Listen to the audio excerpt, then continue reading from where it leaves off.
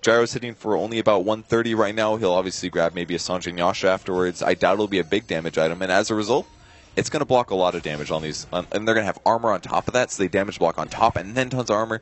They're going to have tons of survivability due to this. Yeah, Crimson's really good against teams that have a lot of summons. You know, heroes like Beastmaster or what have you, Necronomicon carriers. But it's also just good to mitigate damage in general. The auto attacks really add up in these team fights. Even heroes like Puck, those auto attacks matter. And when you're mitigating 50% of that, Before armor. Yeah, before armor. It really makes a big difference. We'll see Moon here up against Bone 7. We'll force Bone to mech up, and wow, this Pugna's actually decently farmed. He's got a full soul booster to go with his mechanism. Pugna farms so fast, man. His base damage is really high, so his right click is high, and then he has the highest int gain in the game, so tons of mana, which means any percentage-based mana regen that you get is going to really pump you up.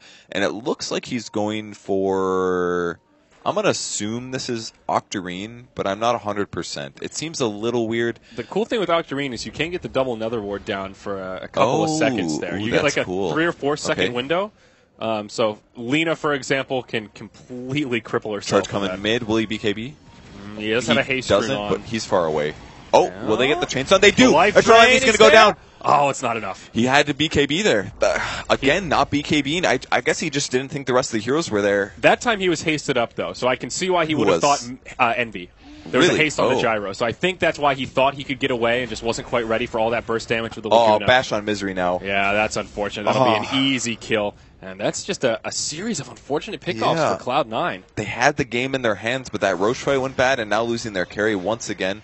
Fada going to do some damage. He's just trying to counter push out bot lane, but it's, man, they had the game in their hands. They defended so well in the early game, but a couple more teamfight losses, and Complexity is back in it completely. They're going to take another tower here. They'll defend bottom. Might be a gank bottom. Charge onto Fata. He does phase shift the stun. He'll be able to blink away on the backside of it. Big Daddy's nearby. They get the tier 2 in the mid lane, and now Complexity will just rotate down and see if they can grab a couple kills. They ping out the tier 1 in the bottom lane, so they'll push this out and just continue taking these outer towers. S and Y on the Shadow Fiend now, and I think BKB is about out for the Sven. Oh, they're trying for it. Oh, no, here we they go. Can't do this. Ziz needs to be careful. In comes Z-Freak, though. They've got the dust now. It's Big Daddy who's on the run. A bash onto Fata. That'll secure the kill on that side. Big Daddy juking and jiving in the trees, but it's not enough. Z-Freak finds him, smashes him with the lantern, and it's another duo of kills going the way of Team Complexity. C9 would have been really happy to get that kill, but it was so dangerous. Bounty Hunter with those items, kind of weak damage. Puck as well.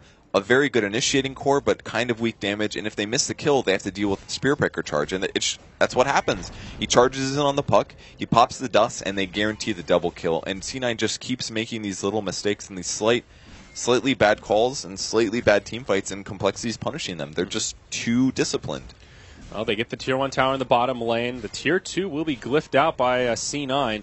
But it won't stop the siege. This will be the end of the outer towers as Complexity take more and more map control. All the while, Bone 7 doing some split pushing in the top. He will secure the kill on this tower and then TP's home. Fly almost with that LSA cooldown, but not quite. Ziz couldn't TP in time to get a kill on the Pugna. Nicely done by Pugna there. Shadow Fiend looks like he's dead, honestly. He's being chased down. Yeah, it's tracked up as well.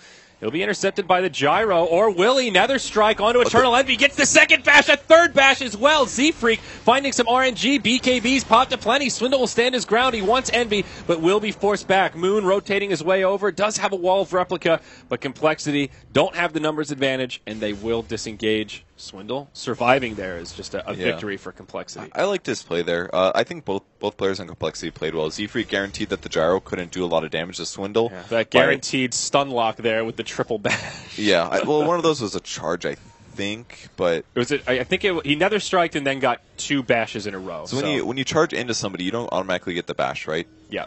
It's the heroes that you're passing through that get bash, to my knowledge. I might be wrong, though. Let's see. And the targeted unit will be hit by a greater bash. So I don't even know if he got lucky there. He just guaranteed the chainsaw on the gyro and helped the Shadow Fiend stay alive. And almost led to a gyro kill. But again, Complexity playing it safe. They don't go for the overdive. They have the advantage at this position. Even though the gold graphs are kind of close, I think they're sitting really, really pretty right now. Yeah. It looks like only a moderate advantage. Might see the stun. Bone 7 gets caught. He is in some trouble here. There is some support nearby, though. Fata's there. There will be a long-range charge from the Spearbreaker. Yeah, BKB used. He still uses the Dream Coil. There's your Glimmer Cape. That'll give Ziz a little bit of time to go for the Nether Ward there, and no way Bone 7 can get out on the other side of it. Fata on the run. We'll have to orb forward, but Swindle, he's ready and waiting for it. Fata can't jaunt to the orb, and instead we'll try to juke back the other way. He's got a phase shift here, but now they'll move him into the tree line. There's the Yules. Again, the charge. Oh, my. They know exactly where he is. Oh, now they don't. Okay, Fata with the cheeky plays. He'll be able to make it home. Very nicely done. Some space created while the rest of his team pressures the side lanes. Like, very small mistake there by Moon. I think he should have Iron Shelled the Spirit Breaker to help stop the blink. Because if you can do damage to Puck, he can't blink. And he needed to have the Iron Shell to do the instantaneous damage. So Puck was able to blink to the right and then do the orb. If he has to orb to get out, it's a bit easier to figure out where he is. But once he gets the blink, he's gone. Yeah. But very small mistake. They still get the Pugna out of that. Very nice setup from Ziz. He really doesn't play carry like a typical carry. He's not like a farm all the time. It's really more of a, I look for picks, I sit with my team, I do what my team needs. I don't aim for the super late game with the items. I feel like he's really active, and though his farm is suffering as a result, it's leading to more ganks and more setups and more pressure on the map that C9's not used to. Yeah. It made a lot more sense in Game 1 when he was paired with the Wisp to see him rotate so much, but it's interesting to see in back-to-back games here how he plays basically the same style with or without that taxi service. And in both games now, to decent effect. There is a Sentry Ward down here for the Radiant. Big Daddy needs to be a little bit careful. They could potentially set a trap, but no, they will scatter as Envy tries to split push down bottom. Envy is in Rapier territory here. Is this the Rapier? I think it's a little scary here. They're kind of throwing some team fights. Bit of a charge coming in.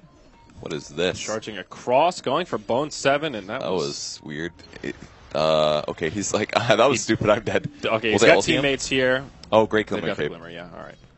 I really like the Glimmer pickup on Moon this game. It was great. That was really bold, though. That was a pretty crazy charge. Envy TPing out down bottom, Swindle with no way to interrupt. He's like, he's farming my jungle, that bastard. Yeah. It is the MKB, though. Okay. So he'll play it safe. I like this. I think he definitely needs a damage item here. Sanjay Yasha would be way too weak. If he goes SNY, he's just trading items, basically with Shadow Fiend, and Shadow Fiend is ahead of him, so you can't do that. You need a way to kill your opponent. If your carry is ever at a point where he can't do damage to the enemy carry, you've got a problem. So when you're playing carry, you often have to look at your opponent's items and say, okay, he's about to get this. I need this to counter him.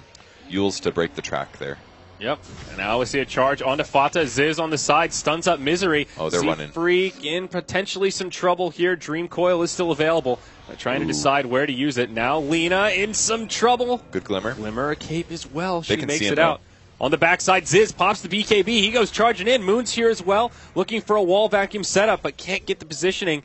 BKB'd Envy, soon to expire. Nether Strike will knock him back. Call down will connect on most of the team, but it doesn't seem to matter. Vacuum into the wall of Replica. Huge Requiem. They will lose the Lena, but they get the Gyrocopter they came for. Now Bone 7 on the run. He'll fall as well. Fata looking for some cleanup kills. Finally deploys the Dream Coil, but they saved the mech this whole time. Misery in a lot of trouble. He'll die to the urn, it looks like, as Z-Freak tries to make it out. Maybe, just maybe, the Rubik can make it back to the well. No! He dies to the last tick before he gets the regen. Now Fata trying to orb away. He will jaunt to the high ground. He'll be the lone survivor, but Complexity completely taking this team fight. All of his teammates are down. If they can kill the puck here, it will be a full team wipe. Fata just trying to keep them distracted instead of going for the towers, but Moon, he knows better. He wants the objectives. Man, Z-Freak played that fight so well. Like, it looked completely like Moon was going to die, but the charge came through, caught two. He didn't waste any time on the Rubik at all. Moon's going to end up dying here most likely. He's not tracked. They don't know where he is. He's got to search. All right, he's going to live. He's juking and he's jiving. He lives. But that was, seriously, Z-Freak played that fight so perfect. He didn't overdive on the Rubik. He throws the urn. Misery had a great play to wand and try to TP back. It was his only way of living, but it was, he got back to Fountain and then he died.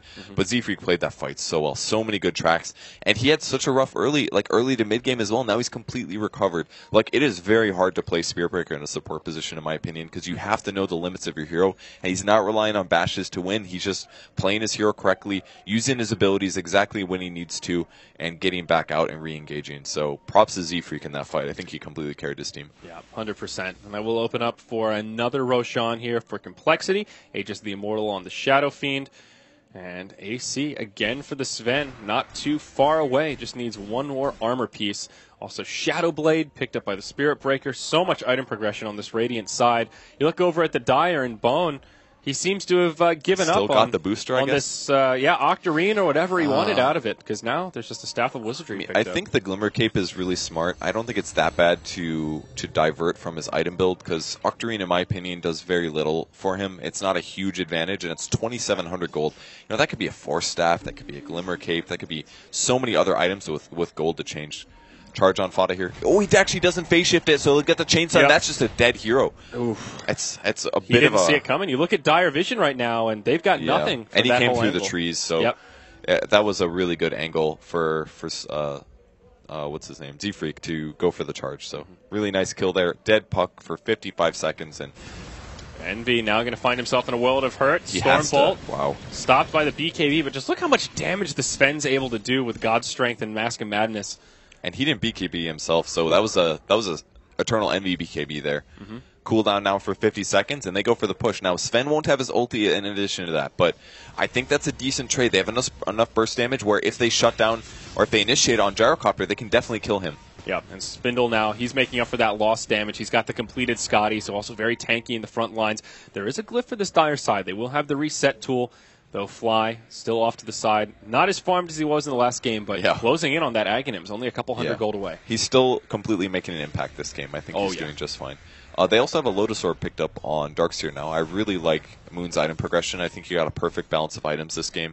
He's got enough mana pool. He's got the survivability. The only thing you could maybe argue is maybe he should have gotten a pipe instead of a Lotus or maybe the Crimson. But his HP balance and his damage block balance is really good. And the Lotus is great for a couple reasons. There's a lot of spells you can reflect, such as track. If you can track back the bounty, that's really good. You can reflect Rubik's spells. You can reflect a life drain from Pugna. But the really cool one is it's a dispel, so you can remove track from your allies. So if somebody and he's also got the Glimmer Cape. So if somebody's dying and they're tracked, he can Glimmer Cape and Lotus Orb, and the track goes away. So it's really synergistic, and it allows him to play like a support role despite being a Darkseer. Yeah. All right. Still the slow siege from Complexity here. They're trying to pressure multiple lanes at once. They're